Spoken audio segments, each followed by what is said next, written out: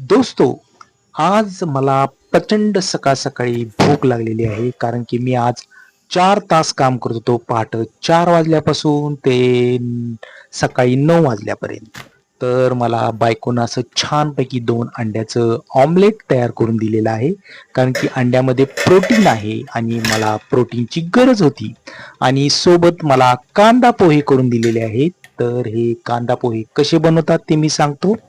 तर पोहे आधी थोडे भिजवून ठेवायचे आणि लगेच त्यात फोडणीसाठी कढई घ्यायची आणि त्यात थोडं तेल, कांदा, शेंगदाणे, जिरे, मोहरी आणि हळद असं घालायचं आणि पोहे घालायचे आणि वाफेवर शिजवायचं. हे आहे आपले गरमागरम कांदा पोहे. तर आज मला सकाळी खूप खूप भूक लागलेली. तर मी काम करत असल्यामुळं मला भूक प्रचंड लागते सकाळी उठल्या उठल्या. मी अंघोळ केल्या केल्या हा नाश्ता केला आहे.